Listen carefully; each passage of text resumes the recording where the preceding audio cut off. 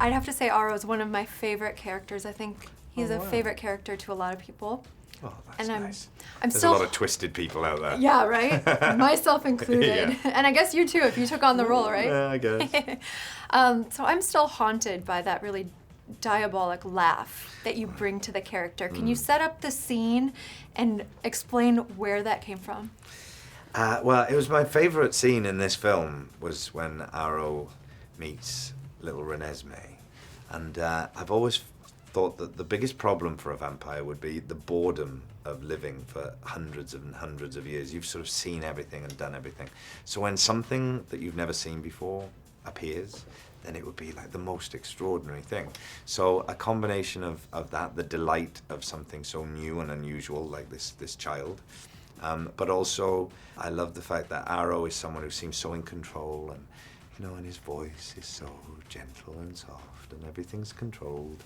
But underneath is this kind of chaos, this madness, this kind of out of control thing. And so the laugh that comes out is suddenly you get a sense of who he really is on the underneath, and this kind of dangerous, frightening thing.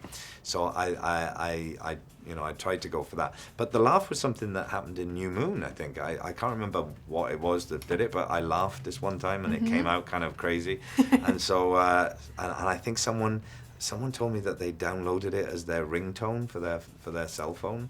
I believe it, though. Yeah, so maybe now there'll be a lot more Aro laughing cell phone ringtones going around the place. How many laughs did you attempt? Well, embarrassingly... I'm just imagining you in front of the mirror. Oh, no. I didn't try it at home. It was just something that I did in the moment, the one that's in this film is actually probably the most subtle, toned-down version of the ones that we did on set. Oh. So that's kind of scary. I'm hoping the DVD extras has many more. Maybe. So of course we want to ask about the twist ending because you are a part of that. When you first read it, what was your reaction? And then what was your reaction when you actually saw the final product? When I read it, I thought, wow, this is going to be interesting to see how people react to this, because it's obviously so shocking and kind of, and the better you know the books, the more, I guess, surprising and shocking it is.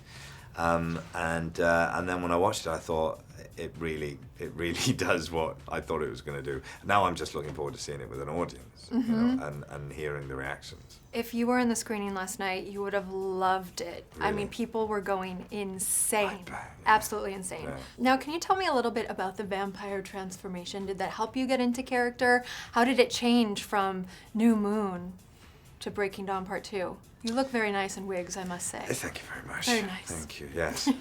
It's interesting because you kind of come in very early, the very early starts on these films. So you get in, you're kind of tired and a bit, half asleep, and hair's kind of all over the place.